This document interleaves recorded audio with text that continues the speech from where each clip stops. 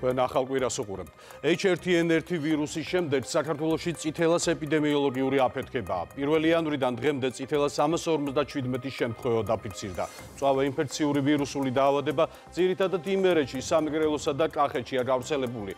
დღესვე გადაამოწმეთ თქვენი და თქვენი შვილების აცრის სტატუსი და თუ ერთხელ მაინც არ ხართ დაცხრილი წითელას წინააღმდეგ, ხოლო თქვენ შვილებს არ ჩატარებიათ გეგმიური ვაქცინაცია 1 წლის და 5 წლის ასაკში წითელა წითურა ყბაყურას წინააღმდეგო ვაქცინით დაუყოვნებლივ მიმართეთ თქვენი ოჯახის ეთიმს აცრების ჩასატარებლად. გახსოვდეთ წითელა კლავს.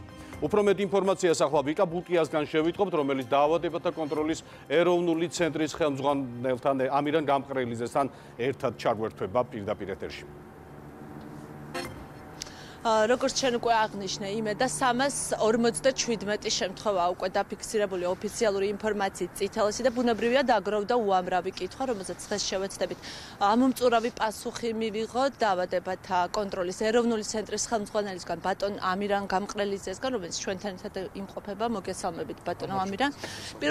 პირველ რიგში ძალიან საინტერესოა რა ვითარება, როგორ შეიძლება შევაფასოთ მდგომარეობა საქართველოში და თუ შეიძლება ეს ვითარება შეფასდეს როგორც ეპიდემიოლოგიური აფეთქება.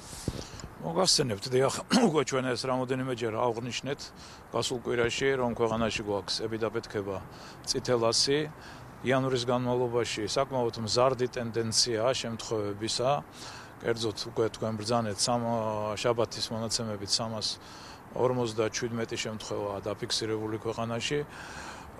ძირითადად კონცენტრირებული ეს ეპიდაფეთქება სამეგრელოზე მოსვანეთის რეგიონში, იმერეთში, თბილისსა და კახეთში. ამ 4 ტერიტორიულ ერთეულში ჩვენ გვაქვს ყველაზე მეტი შემთხვევები 100,000 მოსახლეზე. ამავე დროს აღსანიშნავია, რომ ის ძირითადად კონცენტრირებულია ორ ასაკოვან ჯგუფში, ეს გახლავთ 20-დან 40 წლის ასაკოვანი ჯგუფი, სადაც და ეს ჯგუფი ყველაზე დაზიანებულია დღეს, ანუ შემთხვევების 56% სწორედ ამ ასაკზე მოდის და ასევე 0-დან 1 წლამდე ბავშვებში და 1-დან 5 წლამდე ბავშვებში. ამიტომ სწორედ ყურადღება და მოგეხსენებათ, რომ გასულ კვირას გამომდინარე ამ ზრდის დინამიკიდან საქართველოს მთავრობამ სპეციალური ახალი განკარგულება გამოსცა გასულ პარასკევს, რომლის მიხედვითაც უფრო ინტენსიური ხდება წითელას საწინააღმდეგო ღონისძიებები ქვეყანაში. კერძოდ რა? წითელა გახლავთ ვაქცინებით მართვადი დაავადება. ის ემორჩილება ძალიან კარგად პრევენციას ვაქცინებით, წითელას საწინააღმდეგო ვაქცინით აცრის. წითელას ამ ეპიდაფეთქების შეჩერება ჩვენ არ შეგვიძლია თუ არ ავცერით აუცრელი მოსახლეობა.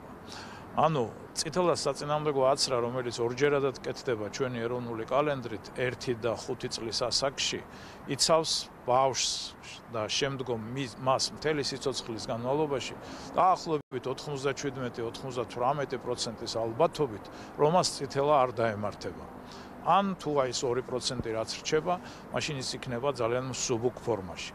ან ასევე გადატანის შემდეგ წითელა ტოვებს ძალიან მყარ იმუნიტეტს.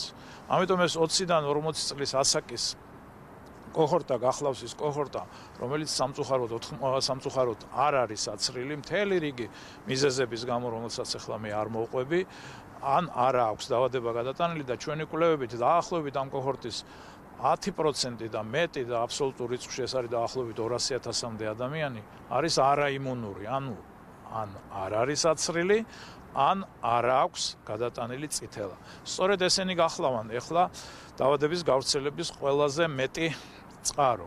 ამავე დროს ამ ასაკის ქალბატონები, ვინც არ არიან აცრილი და ფეხმძიმდებიან და აჩენენ ბავშვებს, ჩვეულებრივად თუ აცრილია დედა ან გადატანილი აქვს წითელას საწინააღმდეგო იმუნიტეტი ბავშვს დედისგან გადაეცემა და ის დაახლოებით 1 წელი ბავშვს იცავს, რომ ის ანტისხეულები, რომელიც დედისგან გადაეცემა, იცავს ბავშვს წითელას განვითარებისგან. და სწორედ აუცრელი ან არაიმუნური დედებისგან სწორედ ბავშვები გახლავან აი ეს 0-დან 1 წლამდე, ანუ ეს ჩვილი ბავშვები, სადაც ჩვენ ახლა წითელას ასევე კონცენტრაცია გვაქვს. ამიტომ ჩვენი უმორჩილესი თხოვნა მოსახლეობისადმი, რომელსაც ამ კვირის განმავლობაში ვაჟღერებთ პერმანენტულად, რომ თუ არა ავიცერით, წითელას ჩვენ ისე ვერ შევაჩერებთ და ვერ შევაკავებთ ქვეყანაში. შეიძლება ახლა ცოტა ხნის შემდეგ ის ქვემოთ წამოვიდეს მისი, თქვათ, პრევალენტობა, მაგრამ მერე ისევ შეგვახსენებს თავს. ბატონო ამირა, გართულება რაში გამოიხატება? წითელა მოგეხსენებათ უხშირეს შემთხვევაში თავდება სრული გამოჯამრთელებით, მაგრამ დაახლოებით 20-დან 30% შემთხვევებში გვაქვს საკმაოდ სერიოზული გართულებები. ყველაზე ხშირი მათ შორის გახლავთ ყურის ანთება, ოტიტი, რომელიც შეიძლება გართულდეს ასევე სმენის ნერვის დაზიანებით და სმენაჩლუნგობით. ხშირი გართულება ასევე პნევმონია, ანუ ფილტვების ანთება, დიარეა და საკმაოდ იშვიათად, მაგრამ არის წითელას ერთ-ერთი ყველაზე რთული მძიმე გართულება ენცეფალიტი. ამიტომ და სამწუხაროდ გვაქვს შარშან ქონდა სამწუხაროდ 3 გარდაცვალების შემთხვევა და 3-ვე გახდა აუცრელი პიროვნება. ან ჩვენ შეგვიძლია ახლა მოვისმინოთ ერთ-ერთი ჩვენი რესპონდენტი, რომელსაც წითელა ქონდა გადატანილი და ნახოთ თუ რა სიმპტომებით ხასიათდებოდა ამ შემთხვევაში დაავადება. ძალიან მძიმე ფორმა მქონდა, რამდენიმე დღით ადრე სანამ გამომაყრიდა, სიცხე მქონდა ძალიან მაღალი და რომ გამომაყარა, უკვე იმავე დღეს გაიკეთა ჩემმა ქარმა აცრა და ერთი დღე ქონდა 37 და 5 და მორჩა მეტი და ნუ ესე გადაიტანა მან ჩემგან განსხვავებით, მაშინ როცა მე 3 კვირის განმავლობაში ფაქტიურად ამ ქვეყანაზე არ ვიყავი, ისე ცუდად ვიყავი. ძალიან მაღალი სიცხით დამეწყო, სადღაც ეგრევე 39 მქონდა პირველივე დღეს და მე უკვე გამოყრის შემდეგ არის ის პერიოდი, როცა რაღაც პერიოდში ერთხელ ერთ დღე გამოშვებით შეიძლება გაყრიდეს და გიწევდეს სიცხე ძალიან მაღლა. მე ასევე რაღაც ის მქონდა ბავშვობიდან სუსტი ყური მქონდა და მანამდე H1N1-იც გადატანილი მქონდა და ამაზეც დიდი პრობლემა მქონდა მოკლედ ყურთან დაკავშირებით და აი ეს ყურის განუწყვეტელი ტკივილი, იმიტომ რომ ცოტა ალერგიულ ფონსაც გაძლევს და ეს ლორწოვანი გარსი, ყელი, ცხვირი აი ძალიან გეწვის და არის ძალიან მძიმე ანგინაში შეიძლება გადავიდეს და ასე შემდეგ. ვის რა აქვს სუსტი მოკლედ ამას ურტყამს. მხოლოდ ვაქცინაცია არის ის, რამაც გადაარჩინა ძალიან ბევრი მილიონობით ადამიანის სიცოცხლე. ასევე ვთქვათ, ჩემი მეუღლე, რომელსაც გართულებები არ დაემართა, ჩემი ბავშვი, რომელსაც საერთოდ არ გადაედო არაფერი ჩემგან. აცრა ახსენა ჩვენმა რესპონდენტმა, ბევრს არ ახსოვს გადატანილი აქვს თუ არა წითელა, ან საერთოდ აცრილია თუ არა ამ დაავადების წინააღმდეგ. ამ შემთხვევაში როგორ უნდა მოიქცნენ ადამიანები? პირველი რჩევა ამ შემთხვევაში გახლავთ ის, რომ თუ არ გახსოვთ, გადატანილი გაქვთ თუ არა, ან ჩანაწერი არ არსებობს თქვენს ავადმყოფობის ფურცელში პოლიკლინიკაში, თქვათ, აცრილი ხართ თუ არა, არაფერი პრობლემა არ არის, მიბრძანდეთ პოლიკლინიკაში და აიცერთ. ანუ დამატებითი წითელა საწინააღმდეგო აცრა დღეს ყველა ასაკში რეკომენდირებულია. განსაკუთრებით კიდე ერთხელ ხას უსვავ ბავშვებისთვის და 40 წლამდე ასაკში, მაგრამ ამავე დროს 40 წლის ზემო ასაკში ჩვენ ერთეული შემთხვევები გვაქვს წითელასი, მაგრამ თუ ამ ასაკის ზემოთ ადამიანები იყვნენ კონტაქტში წითელათი ავადმყოფთან, აუცილებელია ასევე მათი აცრა. ბატონო ამირან, წლამდე ბავშვები გეგმიურად 1 წლის ასაკში არის პირველი აცრა.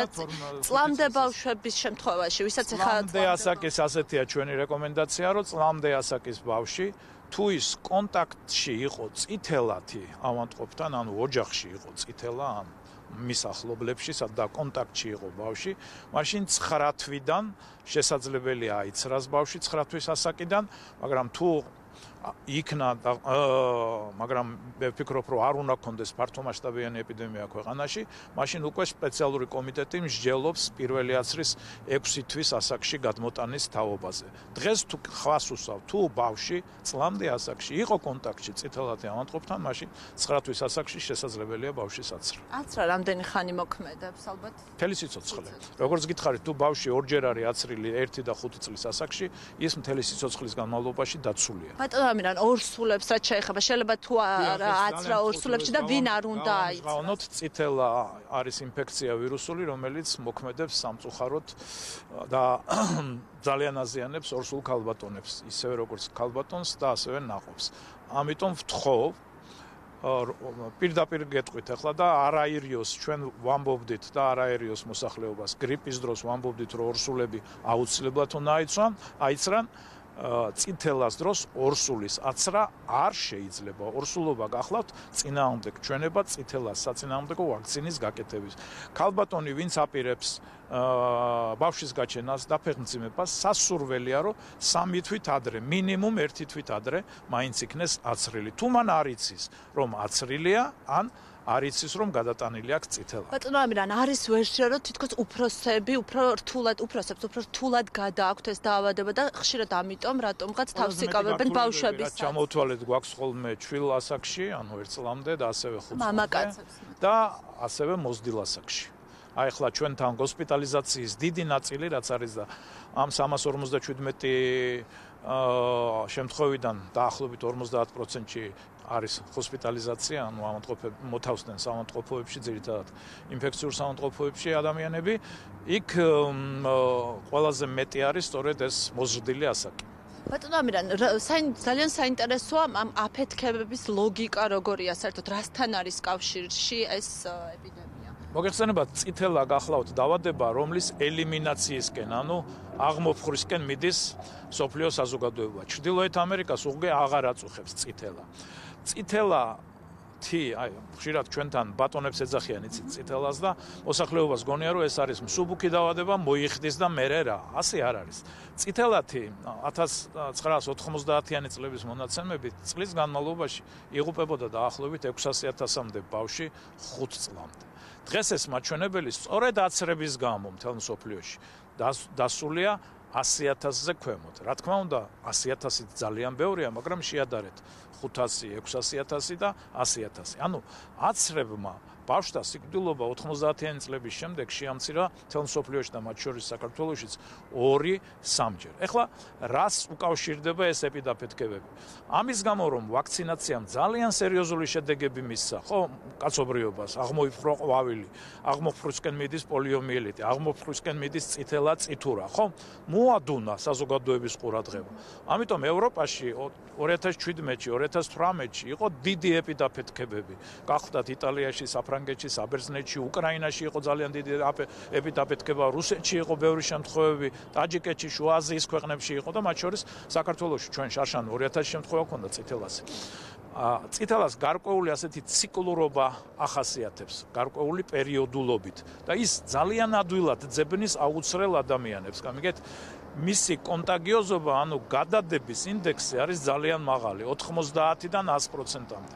ანუ თუ წითელიანი ავადმყოფი მოხვდა კონტაქტში დაახლოებით 1 მეტრის, მეტრანახევრის რადიუსში არ ჯამთელ ადამიანთან და ის არ არის აცრილი ან არ აქვს გადატანილი წითელა, მას აუცილებლად გადაედება წითელა. ამიტომ წითელა აუცილებლად მოძებნის ჩვენთან ქვეყანაში აუცრელ ადამიანებს, თუ არ ავცერით ისინი და გავრცელდება და მივიღებთ უფრო ფართომასშტაბიან გავრცელებას. ამიტომ კიდევ ერთხელ თხოვნა, ხვალ სწავლა იწყება.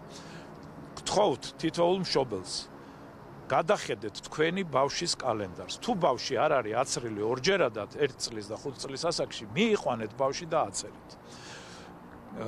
ვთხოვ ასევე ბაღებში აღმზრდელებს და მშობლებს, რომ გადახედონ ბავშვების კალენდარს და გააკეთონ დამატებითი აცრები, თუ ამის საჭიროება არის, ანუ ბავშვი არ არის აცრილი. ასევე ვთხოვ თითოეულ მოზრდილ ადამიანს, თუ არ ახსოვთ, გადატანილი აქვთ თუ არა, ან აცრილი არიან თუ არა, მიბრძანდნენ და აიცრან. ქვეყანაში გვაქვს საკმაო მარაგი დამატებითი აცრებისთვის, გვაქვს ძალიან კარგი ჯანმრთელობის მსოფლიო ორგანიზაციის მიერ პრეკვალიფიცირებული ვაქცინები, აცრა არის სავსებით წითელას საწინააღმდეგო ვაქცინით, სავსებით უსაფრთხო. ამიტომ მიბრძანდით, გაიკეთეთ 1 ინექცია წითელას საწინააღმდეგო ვაქცინის, ამით თქვენ დაიცავთ თქვენ თავს და დაიცავთ ასევე თქვენს ირგვლივ მყოფ ადამიანებს. დიდი მადლობა, ჩვენს კითხვებს პასუხობდა დაავადებათა კონტროლის ეროვნული ცენტრის ხელმძღვანელი ამირან გამყრელიძე. დიდი მადლობა. დიდი მადლობა, ვფიქრობ მაქსიმალურად მივიღეთ ინფორმაცია წითელასთან დაკავშირებით. მადლობა.